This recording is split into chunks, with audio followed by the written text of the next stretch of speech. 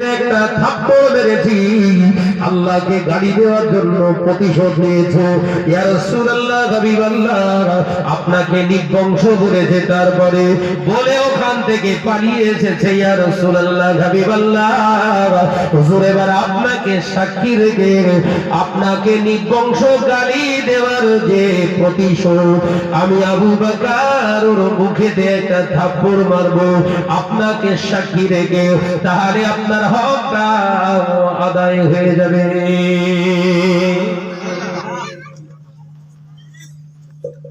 আল্লাহকে গালি দিয়েছিল, তার জন্য আল্লাহর হক আদায় করেছে, আল্লাহ সাক্ষী। কিন্তু আপনাকে গালি দিয়ে পালিয়ে এসছে, আর ধরে পাইনি। হুজুর আপনার সামনে দাঁড়িয়েছে, আপনি একটু সাক্ষী থাকেন, ওর মুখে তার একটা ঝাড়ি। কি বাবা, এত জোরে বলবেন না? মুসলমান ও যুবকেরা, ছেলেরা, বাচ্চারা, মুরব্বিয়ান গণেরা, সিদ্দিক একবার হযরতে আবু বকর সিদ্দিক রাদিয়াল্লাহু তাআলা আনহু এই কথা শুনে আমার নবী বিস্মিত হয়ে গেলেন, অবাক হয়ে গেলেন যে আবু বকরের জন্য আমি এত বিশ্বাসের সঙ্গে কথা বলছিলাম, ওই আবু বকর সে স্বীকারোক্তি দিল, আমার আবু বকর আবার একটা মারতে চায়। আল্লাহ নবী বললেন, বাবা আবু বকর তুই মারলে, ইয়া রাসূলুল্লাহ, হাবিবাল্লাহ, ওকে এমনি মারি না, ও আমার আল্লাহকে ভিখারি বলেছে, ও আমার আল্লাহকে ভিখারি বলেছে। কোরআনের আয়াত তুলে আমাকে প্রমাণ দিতে চায়। আমার আল্লাহ পাক কোরআনে জানিয়েছে, ও বান্দারা, আমি আল্লাহ আমার রাস্তায় তোরা দান কর, আমি আল্লাহ আমার জন্য তোরা আমাকে তোরা দান কর। এই আয়াতের বিকৃত করো, ও আমাকে জানিয়ে দিল, তোর আল্লাহ যদি সবের মালিক হবে, তবে তোর আল্লাহ কেন বান্দাদের কাছে যায়? এর মানে হলো তোর আল্লাহ হলো ভিখারি। জোরে বলুন নাউজুবিল্লাহ। তোর আল্লাহ যদি সবকিছুর মালিক হয়, তোর আল্লাহ আমার চাবি গালি।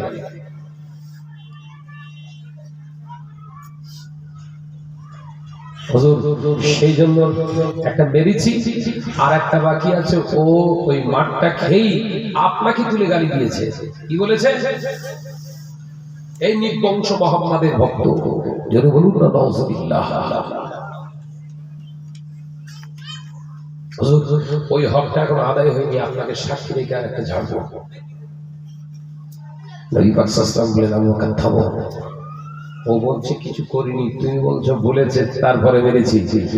ও বলছে তো আমি কিচ্ছু বলিনি, রাস্তা দিয়ে আসছিলাম, ধরে আমার আবু বকর মেরেছে। মেরেছো এটা তো স্বীকারোক্তি দিলে, কিন্তু কিছু বলিনি। ও কিছু বলিনি বলছে, তুমি বিনা কারণে মেরেছো। এই ইহুদি ভাই বলো, ইহুদি ভাই সঙ্গে সঙ্গে বলছে, ও মুহাম্মদ সাল্লাল্লাহু আলাইহি ওয়াসাল্লাম, আমি আপনাকে ভিখারি বলবো কেন? আল্লাহকে কেন ভিখারি বলতে যাবো, আর নির্বংশ বলতে যাবো কেন আপনাকে? আমি এই কথা বলিনি, বিনা কারণে মেরেছি। হযরত আবু বকর সিদ্দিক রাদিয়াল্লাহু তাআলা কে রাসূল বললেন, দেখছো বিনা কারণে তুমি মেরেছো। ও মেয়েরা, হযরতে আবু বকর সিদ্দিক রাদিয়াল্লাহু তাআলা আনহু আল্লাহ নবীর সামনে দাঁড়িয়ে, নবী আমার দিন ও দুনিয়া বাদশাহ হাবিবুল্লাহ, নবী জনাবে মুহাম্মদ রাসূলুল্লাহ, সকলে বলি সাল্লাল্লাহু আলাইহি ওয়াসাল্লাম। আল্লাহ নবী বললেন, ওরে ভাই ইহুদি, এবারে থামো তুমি। ও বাবা আবু বকর, তোমার আল্লাহকে গালি দিয়েছে, তোমার নবীকে গালি দিয়েছে, তুমি মেরেছো। এটা তোমাকে প্রমাণ করা লাগবে যে তোমার আল্লাহকে গালি দিয়েছে বলে তুমি মেরেছো। প্রমাণ করো। বিচার দেখে যায় একজনের কাছ থেকে শুনে ত্রিং ত্রিং করে লাফাচ্ছেন, তোমার কবরের লাফাবে, মারির চোটে তখন লাফাবে। কথা বুঝাচ্ছেন? এক পক্ষর কাছ থেকে শুনে দুনিয়ায় যেরকম ত্রিং ব্রিং করে লাফাচ্ছ, আল্লাহ ওই লাফানোটা যদি হকের পক্ষে না হয়, নাহকের পক্ষে চলে যায়, কবরও এইরকম তোমার মারির চোটে লাফানো স্টার্ট করাবে। দুনিয়ায় লাফানোর আগে ভালো করে যাচাই বাছাই করে দেয় লাফাও। ও নজরের যুবকেরা, হযরতে আবু বকর সিদ্দিক রাদিয়াল্লাহু তাআলা আনহু হুজুর আমার খামোশ খেয়ে গেলে, ইয়া রাসূলুল্লাহ, হাবিবাল্লাহ, আমার কোনো সাক্ষী নাই, আমি কি করে প্রমাণ করব এই দিনের বেলা আপনার ভরা দুপুরে রাস্তার উপরে কেউ ছিল না, আমি আর ইহুদি ছিলাম, ও আমাকে দেখে এই কথা বলার কারণে আমি মেরেছি। হুজুর, আমার তো কোনো সাক্ষ্য নাই, আমার আল্লাহ ছাড়া, আমার আল্লাহ ছাড়া আমি আবু বকরের কেউ নাই। আল্লাহ নবী বললেন, আবু বকর রে, তুমি যে কাঁদছো, তোমার চোখের পানিটার এখন মূল্য আমি রাসূলুল্লাহ দিতে পারবো না, কারণ তোমার এখন সাক্ষী দরকার, তুমি নির্দোষ সেটা প্রমাণ করাতে গেলে তোমার সাক্ষী দরকার। It is my Sharia. It is my Islam. এই কথা বুঝতে পারছেন না নাকি?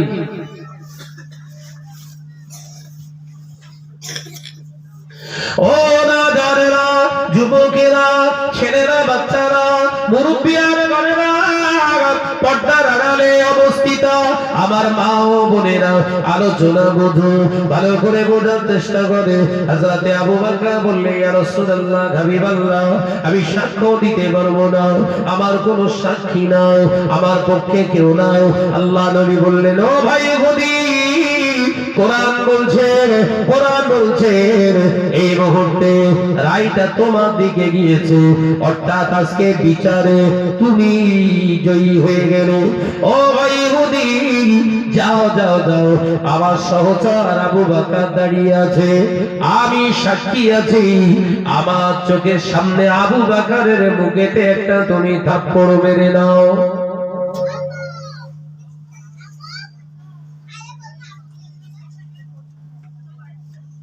নবী রায় দিচ্ছে কার পক্ষে? ইহুদির পক্ষে। বিশ্ব নবী কিন্তু এখনো এখনো এখনো কনফিডেন্স, এতটা আত্মবিশ্বাস, আমার আবু বকর এমন কাজ করেনি, একটা ছেলে হলো। কিন্তু বিচারের মজলিসে কনফিডেন্সটা খাটবে না, সাক্ষীটা খাটবে। এই কথা বুঝতে পারছেন না? বিচারের মজলিসে কনফিডেন্স চলবে না, চলবে কি? সাক্ষী। সাক্ষী নেই, কনফিডেন্স বাতিল, রায় ঘোষণা। ইহুদি খুশিতে বাগে বাগে, মুহাম্মদ সাল্লাল্লাহু আলাইহি ওয়াসাল্লামের ভক্ত, এক নম্বর ভক্ত, আর তানার প্রেজেন্টে, তানার উপস্থিতিতে, ঠিক তানার মুখেতে একটা চড় আমি মারবো, না জানি আজকে কত আনন্দ, কত খুশি আমার হৃদয় আছে। মুহাম্মদ সাল্লাল্লাহু আলাইহি ওয়াসাল্লামের এক নম্বর ভক্তর গায়ে আমি প্রথম মারবো একটা চড়।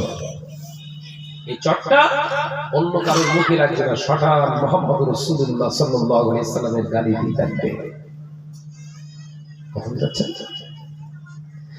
এ নওজোয়ান যুবকেরা, ছেলেরা, বাচ্চারা, পর্দানাশীরা, মা বোনেরা, শুনে রেখে দে, জেনে রেখে দে, হযরতে আবু বকর সিদ্দিক রাদিয়াল্লাহু তাআলা আনহুর দিকে আল্লাহ নবীর সাহাবীর দিকে এগিয়ে যাচ্ছে কে? ইহুদি। টুক টুক টুক টুক টুক টুক করে এগিয়ে যায়। হযরতে আবু বকর সিদ্দিক মাথা গেট করে যাচ্ছে, চোখ থেকে টসটস টসটস করে পানির টুসা গড়ায়। হযরতে আবু বকর সিদ্দিক রাদিয়াল্লাহু তাআলা আনহুর চোখের পানিতে দাড়ি মোবারক ভিজে যায়। আল্লাহ নবী মাথাটা হেট করে, আল্লাহ নবী মাথাটা হেট করে, মাথা মোবারক, শের মোবারকটাকে হেট করে, দয়ার নবী চোখেতেও পানি চলে এলো। আল্লাহ পাক সহ্য করতে পারেন না, ইহুদি এক পা দু পা করে এগিয়ে গিয়ে আর আবু বকরের মুখেতে যদি একটা থাপ্পড় মেরে দেয়, আমি আল্লাহ আমার কোরআনের উপরে থাপ্পড় পড়ে যাবে, আমার নবীর, আমার হাবিবের মোবারক মুখের উপরে থাপ্পড় পড়ে যাবে, ইসলামের উপরে থাপ্পড় পড়ে যাবে, হতে পারে না। ওরে আমার জিবরিল আমিন, যাও জিবরিল আমিন, যাও আমার নবীর চোখের কান্না, চোখের পানি, আমি রাসূলুল্লাহ আমার হাবিবুল্লাহর কান্নাটাও আমি আল্লাহ সইতে পারি না। আমার আবু বকরের চোখের কান্না, চোখের পানিটা, আমার আবু বকরের রোনাজারিটা আমি আল্লাহ সইতে পারি না। যাও জিবরিল আমিন যাও, আমার আবু বকরের হয়ে দুনিয়ার কোনো মানুষ সাক্ষী দে করে না দে, আবু বকরের পাশে দুনিয়ার মানুষ কেউ দাঁড়া করে না দাঁড়াও। ও জিবরিল আমিন যাও, আমি আল্লাহ নিজে সাক্ষী দিয়ে দিলাম। একবার জোরে হবে না? যাও, আমার আবু বকরের মুখেতে যেন থাপ্পড় না লাগে। মুমিনের গালে থাপ্পড় লাগা মানে আমি আল্লাহ আমার শরীয়তের উপরে থাপ্পড় করেছি। আমার রাসূলুল্লাহর মোবারক মুখ মোবারকের উপরে থাপ্পড়টা পড়বে। যাও জিবরিল আমিন তুমি চলে যাও, থাপ্পড় মারার আগে সাক্ষী হিসাবে আমি আল্লাহ আমার কোরআনকে পেশ করব। একবার জোরে হবে না?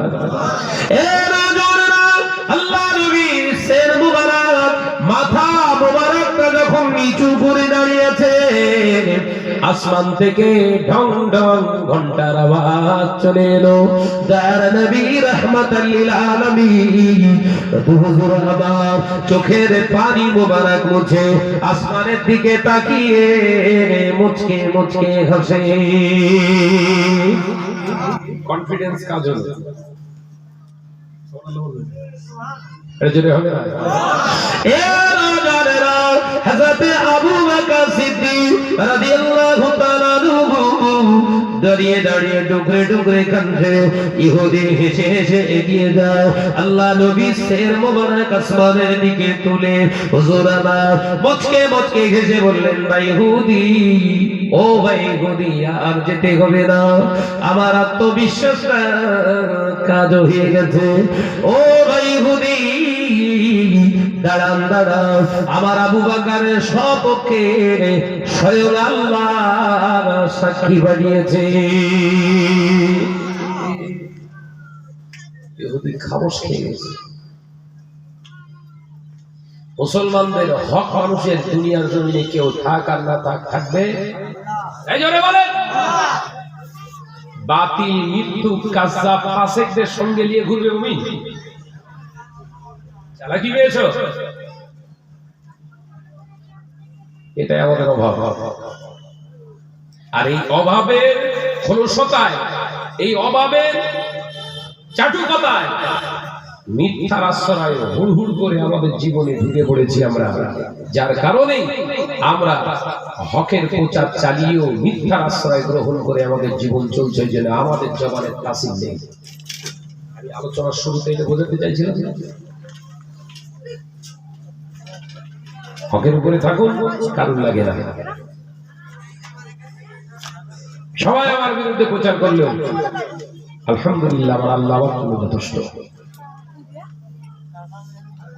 মহাব্বতের সঙ্গে দরুদ আল্লাহুম্মা সাল্লি আলা।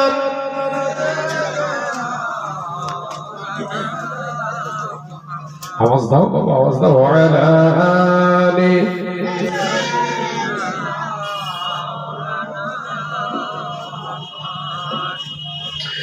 আমারে কণ্ঠে তুমি তোমারই বাণী দিয়েছ, বুকের দেরাজ তুমি তোমারই স্থান দিয়েছ। আমারে কণ্ঠে তুমি তোমারই বাণী দিয়েছ, বুকের দেরাজ তুমি তোমারই স্থান দিয়েছ। এত ভালোবাসো কেন মালিক আমার, কি করে শুকর করি আমি তোমার, কি করে শুকর করি আমি তোমার। জোরে হলো না? নারে তাকবীর।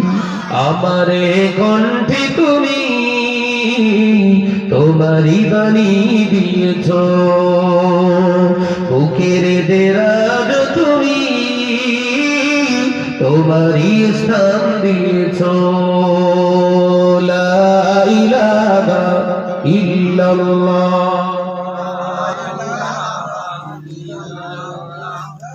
লা ইলাহা ইল্লাল্লাহ। পৃথিবীর দিকে দিকে দৌড়ি দে, শান্তি মোরা পেলাম তোমার দিকে। পৃথিবীর দিকে দিকে দৌড়ি দে, শান্তি মোরা পেলাম তোমার দিকে। রহমত যে তোমার, করুণা বেসমার, রহমত যে তোমার, করুণা বেসমার। সেজদাতে নুয়ে পড়ে মাথা, এত ভালোবাসো কেন মালিক আমার। জোরে হলো না, একটু আওয়াজ দিয়ে হলো না। আমারে কণ্ঠে তুমি তোমারই বাণী দিয়েছ, মুখের দেরাজ তুমি তোমারই স্থান দিয়েছ। এত ভালোবাসো কেন মালিক আমার, কি করে শুকর করি আমি তোমার, কি করে শুকর করি আমি তোমার। লা ইলাহা ইল্লাল্লাহ। আওয়াজ দিয়ে বড়, আওয়াজ দিয়ে বড়। লা ইলাহা ইল্লাল্লাহ। আকাশে যত দেখি শত তারা, তোমার তাসবিতে আত্মগারা। আকাশে যত দেখি শত তারা, তোমার জিকিরে আত্মগারা। তুমি যে রহমান, তুমি যে দয়াবান, তুমি যে রহমান, তুমি যে দয়াবান। করুণা সারা পৃথিবীময়, এত ভালোবাসো কেন মালিক আমার। জোরে হবে না, ছিললে হবে না। নারে তাকবীর, নারে তাকবীর। আমারে কণ্ঠে তুমি তোমারই বাণী দিয়েছ, মুখের দেরাজ তুমি তোমারই স্থান দিয়েছ। এত ভালোবাসো কেন মালিক আমার, কি করে শুকর করি আমি তোমার, কি করে শুকর করি আমি তোমার। লা ইলাহা ইল্লাল্লাহ। পড়ো বাবা পড়ো। লা ইলাহা ইল্লাল্লাহ। ও নওজোয়ানেরা, যুবকেরা, ছেলেরা, বাচ্চারা, পর্দানাশীরা, মা বোনেরা, আল্লাহকে ভয় করো। আল্লাহকে ভয় করলে শুধু হবে না, আল্লাহর উপরে ভরসা রেখে চলার চেষ্টা করো। মিথ্যার উপরে ভরসা নয়, পৃথিবীর জমিনে খারাপের উপরে ভরসা নয়, পৃথিবীর জমিনে অন্যায়ের উপরে ভরসা নয়, হকের উপরে, সত্যের উপরে, ন্যায়ের উপরে থেকে আল্লাহর উপরে ভরসা করুন। আমার আল্লাহ প্রতিটা জায়গায় সাহায্য পাঠিয়ে দেবে। সব জায়গায় আপনি জয়ী হবেন যদি ভরসা এবং ভয় আল্লাহর উপরে থাকে। ভরসা এবং ভয় আল্লাহর উপরে থাকে। এই তাওয়াক্কুলের উপরে যদি আমরা আপনারা চলতে পারি, আমাদের ঘরে কোনোদিন হারাম জিনিস আর আসতে চাইবে না, কারণ হকের সঙ্গে বাতিলের কোনো সম্পর্ক নেই। জোরে হবে না ভাই? আমার নওজোয়ানেরা, যুবকেরা, ছেলেরা, বাচ্চারা, পর্দানাশীরা, মা বোনেরা, ওই জন্য আল্লাহ নবী জানিয়েছিলেন, আল উলামা ওয়ারাসাতুল আম্বিয়া। আমি নবী জানিয়ে দিলাম, আলেম উলামা হলো, আলেম সম্প্রদায় হলো আমি নবীর ওয়ারিস। আমি নবী দুনিয়া ছেড়ে চলে যাব, আমি নবী দুনিয়া থেকে চলে যাব, আমি নবীর আদর্শটা কারোর কাছে পাওয়া যাক আর না যাক, আমার আলেম উম্মত উম্মতীদের ভিতরে পাওয়া যাবে। একবার জোরে হবে না? নবীর আদর্শ কাদের কাছে পাওয়া যাবে? আল্লাহ জন্য কোরআনে জানালে ইয়া আইয়ুহাল্লাযীনা আমানু, হে আমার বিশ্বাসী সম্প্রদায় বান্দারা, আমি আল্লাহ তোমাদের জানিয়ে দিলাম আতিউল্লাহ, আমি আল্লাহ পাক আমার ইতাআত তোমরা করো, আতিউর রাসূল, আমার হাবিবের ইতাআত তোমরা করো, আমার হাবিবের ইতাআত তোমরা করো, ওয়া উলিল আমরি মিনকুম, আমি আল্লাহ পাক জানিয়ে দিলাম আমার ওই সমস্ত আলেমে দ্বীন আলেম বান্দাদের অনুসরণ করো, ওই আলেমের সোহবতে তোমরা যাও যে আলেমের কথার ভিতরে আমি আল্লাহ আমার জবানদি পাওয়া যায়, যে আলেমের ভিতরে আহাব্বায়ে রাসূল আমার রাসূলুল্লাহর মহব্বত পাওয়া যায়, যে আলেমটার সোহবতে গেলে আমি আল্লাহ আমার হাবিবের সন্ধান পাওয়া যায়, বাঁচার রাস্তা দেখাও, জাহান্নামের আগুন থেকে বাঁচার রাস্তা দেখাও, ওই আলেমটার কাছে তোমরা যাও, আমি আল্লাহ বলছি, আমি আল্লাহ আমার হাবিবকে পেয়ে যাবে। সব আলেমের কাছে বলো, আল্লাহ যেতে বলিনি বলো। বিরাট কোরআন হাদিস জানে, বিরাট কোরআন হাদিস জানে, ওই আলেমের কাছে যেতে বলছি শুধু না, যার কাছে গেলে আল্লাহর ভয় এবং রাসূলের আদর্শ খুঁজে পাওয়া যায়, ওই আলেমের দিন, ওই আলেমের রাব্বানির কাছে যাও, আমি আল্লাহ আমার হাবিবের সন্ধান তোমরা পাবে। একবার যদি বলো, তাহলে আলেমদের অনুসরণের কথা আল্লাহ নিজেও ঘোষণা দিয়েছে, তাহলে সব আলেম কিন্তু আল্লাহ এবং রাসূলের সন্ধান দেবে, এর কোনো মানে নেই। আলেম হলেই হবে না, আলেম হলেই হবে না। আলেম ছিলেন আল্লামা রুহুল আমিন রাহমাতুল্লাহ আলাইহি, দাদা হুজুর পীর কেবলা রাহমাতুল্লাহ আলাইহি, তিনি আলেম ছিলেন। এই আলেম সোজা চলে গেলেন কার কাছে? দাদা হুজুরের কাছে। কেন? তিনি আলেম, 25,000 শরিয়াতের কিতাব, 18,000 রাসূলুল্লাহর পাক জামানের হাদিস জানার কণ্ঠস্থ ছিল। সুবহানাল্লাহ বললেন, আমি জোরে হবে না? এমন একটা আলেম কেন দাদা হুজুর পীর কেবলার হাতে মায়া হয়ে গেল? আলেম হয়েছিল, সন্ধান পাচ্ছিল না, কার? আল্লাহ এবং রাসূল। আলেম হলেই হবে?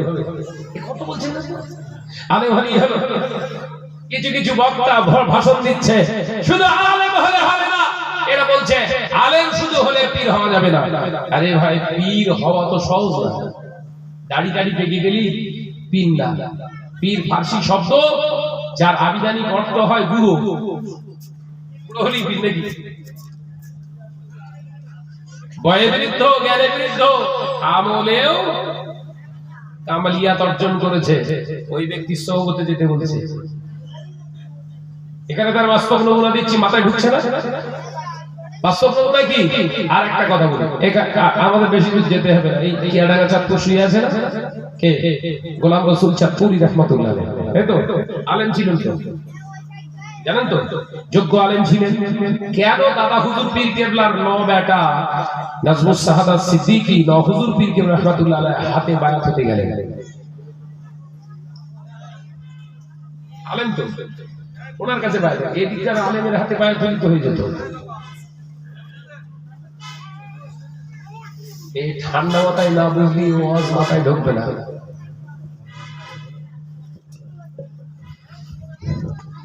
আলেম হলেই হবে,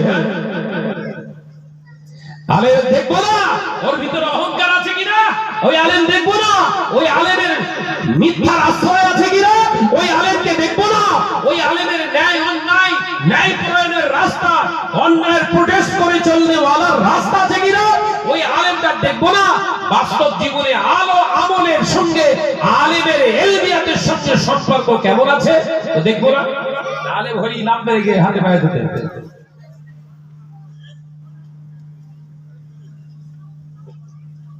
হুজুর পীর কেবলার দরবারে গেলেন, আপনার শোনেননি? বলবো একটু, বলি ওনাদের জীবনে একটু একটু আমরা একটু সব পড়া আছে তো, ওই জন্য একটু একটু করে আপনাদেরকে বলছি। বলবো বলবো হযরত শাহ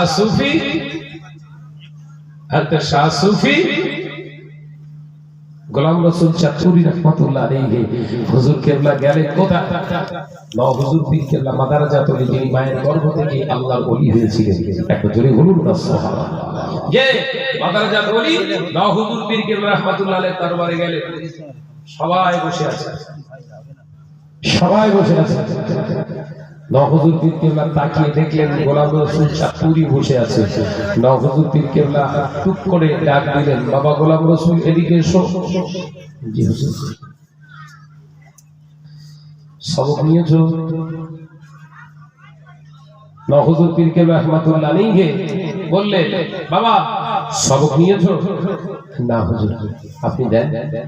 বাবা তুমি প্রতিনিয়ত ইস্তেগফার করবে 5 ওয়াক্ত নামাজের পরে 51 বার করে, আর নবীর উপরে যতক্ষণ সময় পাবে, যতটা সময় পাবে বসে বসে ওইখানটায় একটু চোখ দুটো বন্ধ করে নবীর উপরে একটু মহাব্বতে দরুদ শরীফ পড়বে। একবার যদি বলবো ভাই, গোলাম রসুল চাঁদপুরি রহমাতুল্লাহ আলাইহি কি জানতেন না তওবা করতে আর নবীর উপরে দরুদ শরীফ পড়তে? জানতেন না? জানতেন না? জানতেন। হুজুর পীর কেবলা বলছে, বাবা তুমি 51 বার করে প্রতিটা নামাজের ওয়াক্তের শেষে তওবা করবে, আর যতক্ষণ সময় পাবে আপনার দরুদ শরীফ পড়বে, চোখ দুটো বন্ধ করে। হুজুর পীর কেবলার কাছ থেকে সবক নিয়ে হুজুর বললেন, কতদিন? মুজাদ্দিদুজ্জামান রাখতে জিগার হুজুর পীর কেবলা বললেন, বাবা এটা 41 দিন ধরে করব। 41 দিন পরে আবার আসবে, আবার তোমাকে নতুন সবক দেব। আলেম বলো, আলেম দিয়েছে আরেকজন আলেমের কাছে।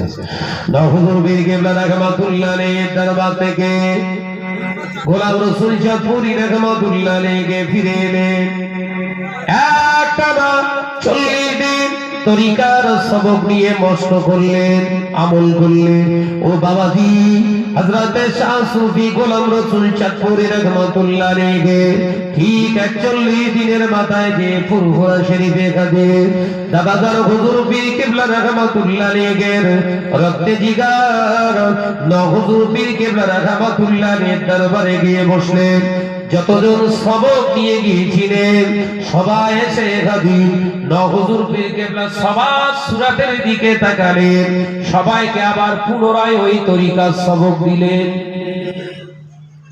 40 দিন যে ইবাদতটা করেছে ওই ইবাদত, ওই সবক আবার বললেন আবার 40 দিন লাগাও। হুজুর পীর কেবলার দিকে তাকিয়ে হযরতের গোলাম রসুল চাঁদপুরি রহমাতুল্লাহ আলাইহির দিকে তাকিয়ে হুজুর পীর কেবলা রহমাতুল্লাহ আলাইহি সবার শেষে বললেন, ও বাবা গোলাম রসুল, ও বাবা গোলাম রসুল চাঁদপুরি, তুমি আমার কাছে এসো।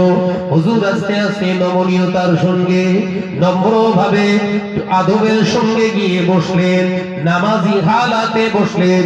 হুজুর পীর কেবলা হাত দুটো ধরে বললেন, বাবা গোলাম রসুল রে, ও বাবা গোলাম রসুল, তুমি 40 দিন যে সবকের তরিকা নষ্ট করলে বাবা, আমি হুজুর তোমাকে বলছি তোমার সবক নাই প্রকৃত আমল হয়েছে। ও বাবা গোলাম রসুল, গতকাল রাতে রাসূলুল্লাহর দিদার কি তোমার নসিবে হয়নি? একজন আলেম আর একজন আলেমের কাছে গিয়ে হাতে বায়াত নিয়ে তরিকা সবক নিয়ে আমল করে তবে রাসূলুল্লাহকে পেলেন। কেন? হুজুর জিজ্ঞাসা করবে, যাও কথা বলছে না, শুধু এলেম থাকলেই হবে? এ মাথায় ঢোকে না তো, শুধু এলেম থাকলেই হবে?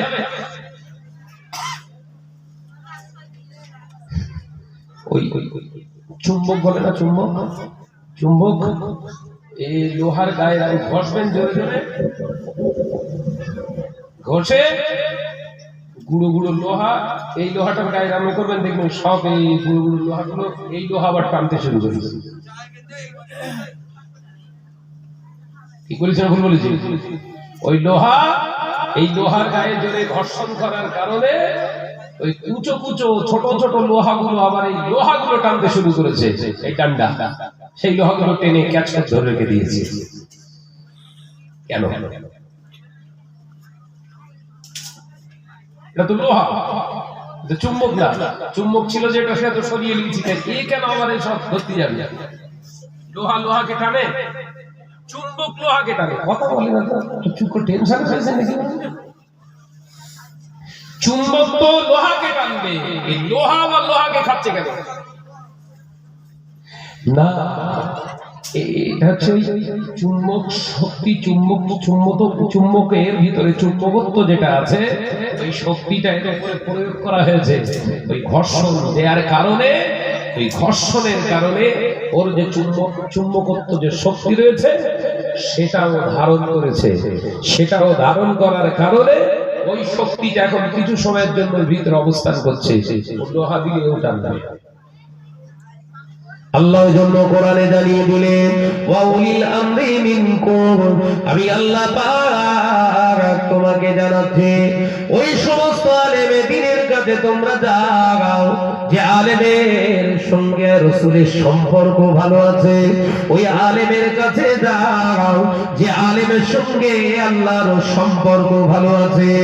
এ নজরেরা, যুবকেরা, ছেলেরা, বাচ্চারা, তাই আজকে শিক্ষা নিয়ে যাও, আজকে এই চিন্তা ভাবনা মনের ভিতরে রেখে যাও, আপনার ভিতরে প্রতিষ্ঠিত করুন যে আলেমের কথার ভিতরে অহংকার পাওয়া যায়, ব্যবহারের ভিতরে আচরণ জালেমদের মতো পাওয়া যায়, যার কথার দ্বারা মানুষ কষ্টপ্রাপ্ত হয়। আপনার ওই আলেমটার কাছে আর যাই হোক পাওয়া যায়, আর যাই পাওয়া যায় না কেন, রাসূলুল্লাহর সন্ধান পাওয়া যাবে না। কারণ 63 বছরের জিন্দেগি নবী আমার অতিবাহিত করে গেলেন, অন্যায় ভাবে কাউকে কোনদিন কষ্ট দেন না। আল উলামা ওয়ারাসাতুল আম্বিয়া, ও বাবাজি, নবীর ওয়ারিস আলেম শুধু নয়, নবীর সঙ্গে সম্পর্ক করনে वाला আলেম হলো নবীর উত্তরসূরি। আমি এই জায়গাটা বোঝানোর জন্য এত সুন্দর আপনাদের বোঝাচ্ছিলাম। কোরআন হাদিস শিক্ষা দেয়, কোরআন হাদিস পড়ায়, কোরআন হাদিসের জ্ঞান বিরাট পাণ্ডিত্য থাকলে শুধু হবে না। ফেরেশতাদের সঙ্গে থেকে, ফেরেশতাদের সঙ্গে ওঠা বসা করে, তাদের দেওয়া খাবার খেয়ে, তাদের কাছে পালিত হয়ে আযাজিল ফেরেশতা হতে পারে। কিসের কারণে বুঝতে পেরেছেন? এই কিসের কারণে বুঝতে পেরেছেন? কিসের কারণে? অহংকার, রিয়া, অহংকার, তাকাব্বুরির কারণে ওই আযাজিল থেকে আবেদ না হয়ে আযাজিল থেকে ইবলিসে রূপান্তরিত হয়েছে। ইলম কম ছিল? কথা বলেন না কেন? ইলম কম ছিল? মুআল্লিমুল মালায়েকা বলা হয়। মুআল্লিম সমস্ত ফেরেশতাদের সরদার, শিক্ষক। সেই ফেরেশতাদের শিক্ষক সরদার হয়ে সে এত বড় আবেদ হওয়ার পরেও ক্ষুদ্র একদম সরষে পরিমাণে একটা জায়গায় অহংকারের বহিঃপ্রকাশ ঘটায়। স্থান হয়েছে কোথায়? জাহান্নাম, চির জাহান্নাম। মানে ওখান থেকে বেরিয়ে আসার কোনো সম্ভাবনা নেই, 100% জাহান্নাম। সে যদি এত ইবাদত করার পরেও, এত ইলম অর্জন করার পরেও, এত নেতৃত্ব দেওয়ার পরেও সে যদি চির জাহান্নামী হয়, আমি মাওলানা সাহেব ওয়াইজিন, আমি বিরাট বড় শিক্ষক, বিরাট বড় গুরু, আমার ভিতরে যদি ওর ভিতর থেকে একটুখানি অহংকার তাকাব্বুর এসে যায় যে হামসে বড়া কোই নেই হ্যায়, ইবলিসের থেকে কোনো কমজোরি আমি আছি? ইবলিসের থেকে কোনো কমি আমার ভিতরে আর আছে? সাবধান হয়। আল্লাহ আমাদের সকলকে বোঝার তৌফিক দেন, বলুন আমিন। আর জোরে হবে আল্লাহুম্মা আমিন। মহাব্বতের সঙ্গে দরুদ আল্লাহুম্মা সাল্লি আলা।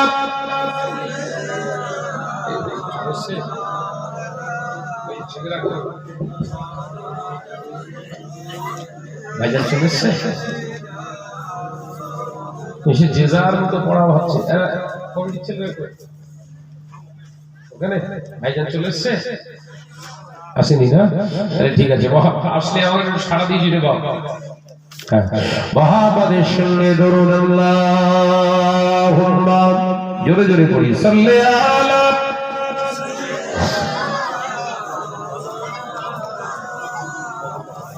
মাশাআল্লাহ আরেকটু জোরে ওয়া আলা আলি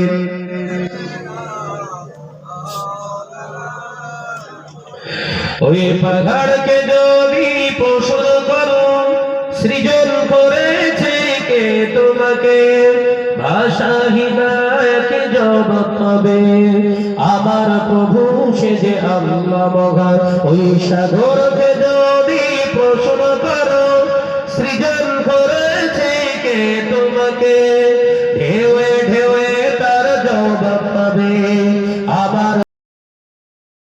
সে যে আল্লাহ মহান আল্লাহ আল্লাহ মহান আল্লাহ জোরে হবে না নারে তাকবীর সে যে আল্লাহ মহান আল্লাহ আল্লাহ মহান আল্লাহ পাহাড়কে যদি প্রশ্ন করো সৃজন করেছে কে তোমাকে ভাষাহীনাকে জবাব পাবে আমার প্রভু সে যে আল্লাহ মহান লা ইলাহা ইল্লাল্লাহ পড়ো পড়ো লা ইলাহা ইল্লাল্লাহ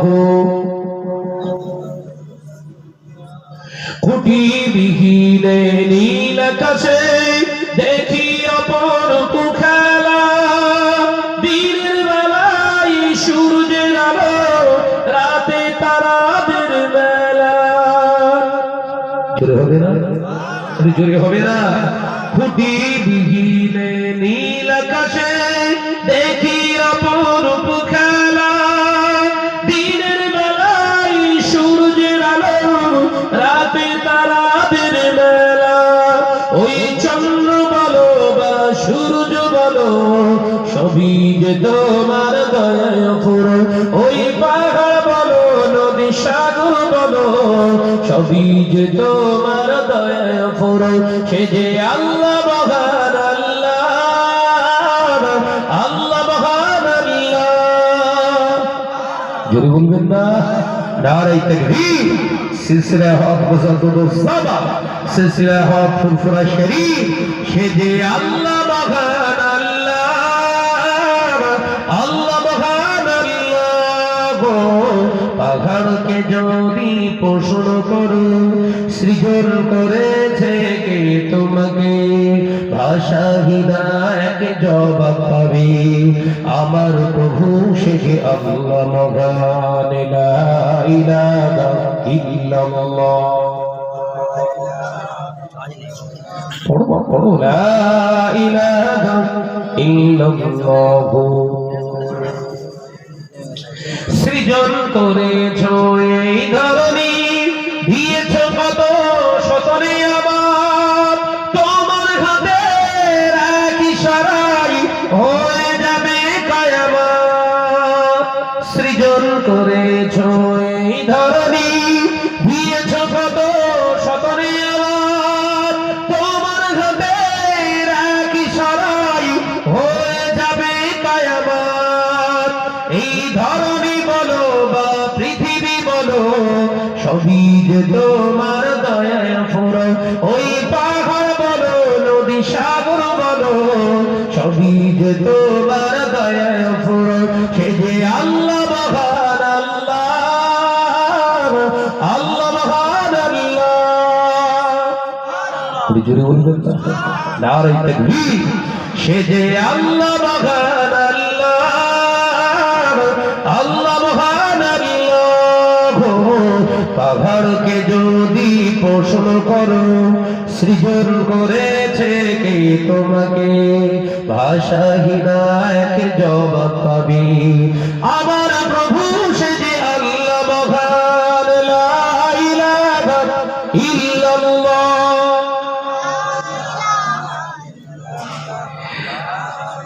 লা ইলাহা ইল্লাল্লাহ মুহাম্মাদুর রাসূলুল্লাহ আল্লাহুম্মা সাল্লি আলা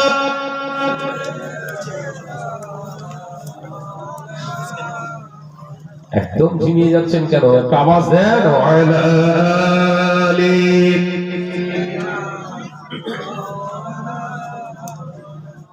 আওয়াজ শোনাচ্ছেন মালিকেরা, নজন যুবকেরা, পর্দা না শিলা, আমার স্নেহা গর্ভধারিণী জনম দক্ষিণ ধার্মিকা মা ও বোনেরা। তাহলে আল্লাহ বললেন ওই সমস্ত আলেমে দ্বীনের কাছে তোমরা যাবে, আমি আল্লাহর নির্দেশনা ওই আলেমদের ভিতরে থাকবে, আমি আল্লাহর হুকুমের গোলামিত্ব থাকবে ওই আলেমের, ওই আলেমের থাকবে আমার রাসূলুল্লাহর মুহাব্বত, ওই আলেমের ভিতরে রাসূলুল্লাহর আদর্শ পাওয়া যাবে। তাদের সহবত তোমরা লাভ করলে অবশ্যই আমি আল্লাহ এবং আমার হাবিবের সন্ধান পেয়ে যাবে। একবার জোরে হবে না? তাহলে আমাদের এখন সময় কিন্তু প্রথমেই বলেছি প্রচুর আলেম বের হচ্ছে, প্রচুর প্রতিষ্ঠান, প্রচুর কিন্তু আলেমে দ্বীন ওয়াইজিন সমাজের বুকে বক্তা ঘুরছে। সব দেখে পাগল হলে হবে না। শাহনাজ ভাইয়ের গলার রাহান ভালো বিরাট গজল বলে, বিরাট কোরআন হাদিসের তগড় বক্তা, পাগল হলে হবে না। ভেতরে ঢোকান, বেছে চলুন, বক্তব্যের ভিতরে বহিঃপ্রকাশ হবে রাসূলের প্রকৃত পাগল কিনা। কথা বুঝতে পারছেন না? সত্যি আল্লাহর প্রকৃত পক্ষে ভয় করেওয়ালা আলেম কিনা ওয়াজের মাধ্যমেই বোঝা যাবে, ওয়াজের মাধ্যমেই বোঝা যাবে। অর্থাৎ সাবধান হতে হবে। এই সাবধানতা অবলম্বন না করলে আমরা কিন্তু ধোকায় পড়ে যাব। আব্বাজান মেজবাহ হুজুর পীর রাহমাতুল্লাহ আলাইহি বলতেন, কথায় কথায় বলতেন, বাবা ঘোড়া আর গাধা দেখতে একই রকম। আব্বাজান মেজবাহ হুজুর কেবলার কাছে রাহমাতুল্লাহ আলাইহি হুজুরের কাছে যখন থাকতাম, হুজুর কেবলা বলতেন, বাবা ঘোড়া আর গাধা দেখতে দূর থেকে লাগে একরকম, চেহারার দিক থেকে অনেকটা মিল পাওয়া যায়, মুখের দিক থেকে অনেকটা মিল পাওয়া যায়। দুজনাই কিন্তু কাজ করে, কিন্তু কাজ কিন্তু সকলের সমান নয়। বলতেন কে? বাংলা স্বামী হাজী মুফতি আজম মেজবাহ হুজুর পীর কেবলা রাহমাতুল্লাহ আলাইহি বলতেন, বাবা ঘোড়া আর গাধা দুজনাই কাজ করে, দুটোই মাল বহন করে, দুজনার পিঠেতেই মানুষ ওঠে, দুজনার পিঠেতেই মাল বহন হয় এবং মানুষ সওয়ার করে, সওয়ারি দুজনাই মাল বহন করে, মানুষ বহন করে, কিন্তু দুজনার কাজ কিন্তু এক নয়। কিরকম? হুজুর কেবলা বলতেন, ঘোড়ার পিঠে উঠে লাগাম ধরে বসে থাকুন, যদি ঘুম পেয়ে যায় ঘুমিয়েও পড়ে, ও গন্তব্যস্থলে আপনাকে পৌঁছে দেবে, এটা ঘোড়ার কাজ। একটা চলে বলুন। আর গাধার কাজ, ওর পিঠেতে উঠে আপনাকে সজাগ থাকতে হবে, ঘুমোলে চলবে না। যদি ঘুমিয়ে পড়েন বাই চান্স, লাগাম ধরে থাকবেন, টানতে টানতে আপনাকে গভীর জঙ্গলে ছেড়ে দেবে। কথা বুঝতে পারছেন না? এখান থেকে বেড়া চাপায় যাবার দরকার ছিল, আপনাকে ফেলে দেবে সেই কাজ করে। লাগাম ধরেছিলেন, একটু বেখেয়ালে আপনি তন্দ্রাচ্ছন্ন ভাবে শিখেছে ঘুমিয়ে পড়েছেন, ওই ঘুমিয়ে পড়ার সুযোগে গাধার কাজ করে ফেলেছে, নিয়ে গেছে কোথায়? টানতে টানতে কোথায়? সেই কাজ করে দিয়ে হাজির করেছে। মানে কাজ করে ওখানে যে দেখছেন গভীর জঙ্গল, আসবেন কি করে? বোঝাতে চাইছে পীর সাজবে সবাই কিন্তু পীর নয়। বোঝাতে চাইছেন এটা, পীর সবাই সাজবে, সবাই কিন্তু পীর নয়।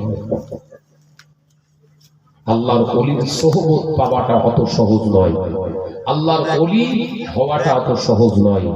আল্লাহর ওলির হাতে হাত দিয়ে তরিকার সবক নিয়ে যদি জীবন যাপন না করে, যত বড় আলেম হোক না কেন, সম্ভাবনা নেই। যদি হতো তাহলে ফেরেশতাদের সোহবতে থেকে আজাজিলের নাম চেঞ্জ হয়ে ইবলিস হতো না। ফেরেশতাদের সোহবতে আর একটা ইতিহাস আছে, আরো একটা তাফসীরের ভিতরে ইতিহাস পাওয়া যায়। মুসা আলাইহিস সালাতু ওয়াস সালামের জামানায়, নবী মুসা নবী আলাইহিস সালাতু ওয়াস সালামের জামানায় একজন ব্যক্তি ছিলেন, তার নাম হচ্ছেন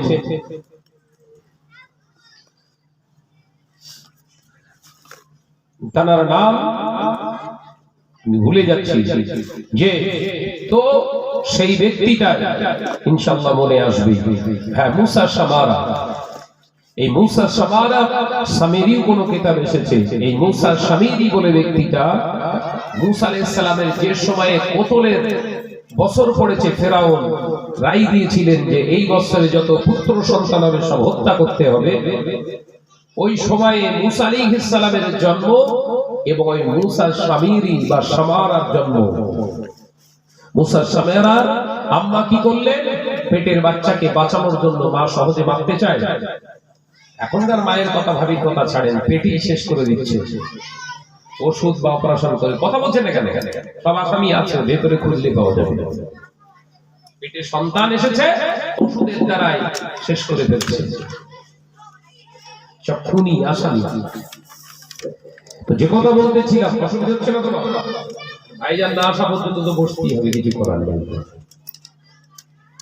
আল্লাহ নবী হযরতে মুসা আলাইহিস সালাতু ওয়াস সালামে ওই যুগে জন্ম নেবার মুসা সামিরির জন্ম হলো। মা জনম দুঃখেরই মা সন্তানকে বাঁচানোর লক্ষ্যে আল্লাহর উপরে ভরসা রেখে তিনি কি করলেন? কোলের বাচ্চাটাকে পাহাড়ের একটি গুহাতে লুকিয়ে রেখে চলে এলেন। পাহাড়ের গুহায় মা জননী রেখে চলে এসছে। যুবকেরা, ছেলেরা, বাচ্চারা, কিতাবের ভিতরে পাওয়া যায় মুসা সামিরি ওই ব্যক্তিটা আম্মা জান আল্লাহর কাছে জানালেন, আল্লাহ তোমার উপরে ভরসা, তোমার উপরে তাওয়াক্কুল করে রেখে গেলাম। এই বাচ্চার দেখভাল, ভাইয়ের ভালের দায়িত্বটা, দেখাশোনার পরিচর্যার দায়িত্বটা তোমার রহমতি কায়দায় তুমি করে নিও। এ বাজারেরা মা গর্তের ভিতরে রেখে গেলেন। এদিকে মুসা আলাইহিস সালামের আম্মা জান একটি সিন্দুকের ভিতরে মুসাকে নীল নদে ভাসিয়ে দিলেন। দুটো পুরুষ বেশে ছিলেন, একটার নাম মুসা সামারা আর একটা হলো নবী মুসা আলাইহিস সালাম। একবার জোরে বলুন। এখানে বোঝাতে চাইছি কেন বুঝে নেয়। ও নজরে যুবকেরা, ছেলেরা, বাচ্চারা, এই মুসা সামিরি বলে যে লোকটা, ওই ব্যক্তিটা আম্মা জান আল্লাহ সাহায্য চাইলেন। আমার আল্লাহ বললেন, দেনে वाला मौजूद है, लेने वाला नहीं, নূরের তাজাল্লি জাহির হে মগর মুসা নেহি। ও বাবাজি, আমি আল্লাহ তাআলা জানিয়ে দিলেন আমি দেওয়ার জন্য বসে রয়েছি। মুসা আলাইহিস সালামের জামানায় ওই মুসা সামিরি বলে ব্যক্তিটা বাচ্চা অবস্থায়, ওই অবস্থায় রেখে আসার কারণে আমার আল্লাহ বললেন, যাও জিবরিল আমিন যাও, আমার বান্দি আমার উপরে ভরসা করেছে, আমি আল্লাহ তাআলা আমার কুদরতি ক্ষমতায় আমি ওকে জমিনে পালন করতে চাই। যাও জিবরিল আমিন যাও, ওর যতটুকু খাবারের প্রয়োজন, যতটুকু খাবারের দরকার সব তুমি ব্যবস্থা করে নেবে। হযরতে মুসা আলাইহিস সালামের উম্মতে ওই দেখতে পাওয়া যায় মুসা সামিরি গর্তের ভিতরে পড়ে রয়েছে। আল্লাহর ফেরেশতা জিবরাইল আলাইহিস সালাম প্রতিদিন সময় মতো সময় করে এসে নিজের মোবারক শাহাদাত আঙ্গুলটা মুখের ভিতরে ধরে রাখে। ঠিক যেমন ফিল্টারে বাচ্চারা দুধ খায়, মুসা আলাইহিস সালামের ওই উম্মতে দেখতে পাওয়া যায় মুসা সামিরের এই ব্যক্তিটা আর জিবরাইলের শাহাদাত আঙ্গুলটা চুষে চুষে পান করতে থাকে। ফেরেশতাদের দ্বারা মানুষ হচ্ছে, কথা মাথায় ঢোকে না।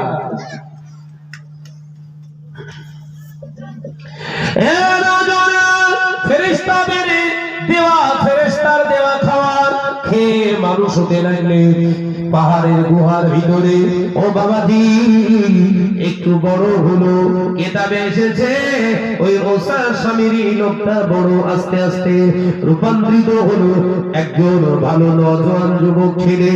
কিন্তু মুসা সামিরি জ্ঞান বুদ্ধি যখন হলো, তিনি লক্ষ্য করতে লাগলেন আমার খাওয়া দাওয়ার জন্য একজন আসে, যখন চলে যায় যে পাথরের উপরে তিনি পা রাখেন, ওই পাথরের ভিতর থেকে তৃণলতা জন্ম হয়। জোরে বলুন।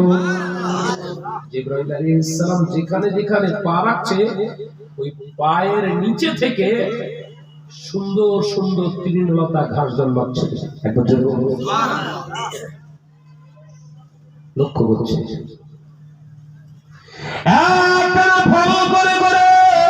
একদিন চিন্তা করলেন, ওই মুসা সামিরী বলে নজর যুবকটা লক্ষ্য করলেন, মনে মনে চিন্তা করলেন, যদি বাড়ির উপরে পা রাখে, ওই বাড়িটা যদি আমি নিয়ে নিই, ওই বাড়িটা যদি আমি ধরে রাখি, অবশ্যই ওর বাড়িতে কাজ আছে। পাথরের উপরে পা রাখলে যদি ওই পায়ের ছাপের উপরে তৃণলতা ঘাস জন্মায়, তাহলে শুকনো বালি যেখানে পা রাখছে ওইখানকার বালি যদি আমি সাথে সাথে উঠিয়ে নিই, তাহলে ওই বালিতেও কাজ আছে। কথা বুঝতে পেরেছেন? মুসা সামিরী কি করলেন? জিবরাইল আলাইহিস সালাম যখন খাওয়া দাওয়া করিয়ে বেরিয়ে যাচ্ছেন, নাম জিজ্ঞাসা করেন, অ্যাড্রেস জিজ্ঞাসা করেন, জিবরাইল বলতে পারবে? শুধু বললেন, বাবা তোমারও তো জিজ্ঞাসা করার জানার দরকার নেই, ফেরাউনের কবল থেকে বাঁচানোর জন্য তোমাকে এই ব্যবস্থা করা হয়েছে, তুমি খাও। শিক্ষা দেওয়া হচ্ছে যে খাইয়ে দাইয়ে বড় করলেন। জিবরাইল আলাইহিস সালাম বললেন, বাবা আমি যখন চলে যাব আমার দিকে তুমি আর তাকাবে না, নিষেধ আছে। কিন্তু জ্ঞান দিয়ে হলে আর শুনবে? কথা বলছেন না। এই মোবাইল হাতে দিয়ে যদি বলি, বাবা খবরদার ইন্টারনেট অন করে মহিলাদের দেখবি, শুনবে ছেলে? এই কথা বলেন না, শুনবে? বলে হুজুর ছাড়ে না, আমি ছাড়বো। মুসা সামিরী লক্ষ্য রাখলেন, জিবরাইল আলাইহিস সালাম যখন খাবার দিয়ে দিলেন, ওখান থেকে বেরিয়ে যাচ্ছেন, ঠিক ঠিক ওনার পিছনে পিছনে কি মুসা সামিরী বলে ওই ব্যক্তিটা, ওই জিবরাইল যেই কদম মোবারক তুলেছেন, ঠিক সেখানকার কিছু বালু তিনি ভরে নিলেন। এর সাইড এফেক্ট কোথায় হচ্ছে? যে ফেরেশতাদের দ্বারাও তিনি পালিত হয়েছেন, কিন্তু ভালো হতে পারেননি, এই কূট কৌশলী চিন্তা রেখে চলার কারণে। বুঝাতে চাইছি তো। জিবরাইল আলাইহিস সালাম চলে গেলেন, নবী মূসা আলাইহিস সালাম নবুয়ত প্রাপ্ত হলেন। নবী মূসার সময় কিপ্তি সম্প্রদায় এবং বনি ইসরাইল সম্প্রদায়, দুটি সম্প্রদায়কে এক জায়গায় রেখে তাওরীত কিতাব আনতে গেছেন। কে? 40 দিনের জন্য। কে? মূসা আলাইহিস সালাম। এই সরলতার সুযোগ নিয়ে অনেক লম্বা ইতিহাস, এই বিরাট তাফসীরের কিতাবে এসেছে, অনেক লম্বা, আমি শর্ট করে বলছি। তো 40 দিন যখন মূসা আলাইহিস সালাম নবী হারুন ভাই হারুন আলাইহিস সালামকে বললেন, ভাই লক্ষ্য রাখিস যেন গন্ডগোল না হয়। একজন নবী আর একজন নবীকে দায়িত্ব দিয়ে চলে গেলেন। হারুন নবী হয়েছিলেন মূসার দোয়ার ওসিলায়। একবার জোরে বলুন না। নবী মূসা আলাইহিস সালাম দোয়া করেছিলেন, সেই দোয়ার বরকতে হারুন আলাইহিস সালামকে আল্লাহ নবুয়ত দিয়েছিলেন। জোরে বলুন না। ভাইরা নওজওয়ানেরা, যুবকেরা, রাখা আছে কিন্তু সেই মাটি, সেই বাড়ি রাখা বয়স হলো মুসা সামিরী, দেখতে পাওয়া যায় মুসা আলাইহিস সালাম যখন তাওরাত কিতাব আনতে গেলেন, এই তাওরাত শরীফ আনতে গিয়েছে, 40 দিন রেখে গেলেন। এমন সময় দেখতে পাওয়া যায় মুসা সামিরী মানুষগুলোকে নিজের দিকে টানার জন্য, নিজের ভক্ত মুরিদকে বাড়ানোর জন্য তিনি কি করলেন? তিনি ওই একটি কাদার, ওই নদের কাদা মাটি তুলে একটা তৈরি করলেন, এমনি করে গরু আর রেখে দেওয়া মাটিটা গায়ে ঘষলেন, ব্যা ব্যা করে ডাকতে শুরু করলেন। ভাইজান আসছে মানে আরে হবে না, আল্লাহ চাইলে পরে হবে। তো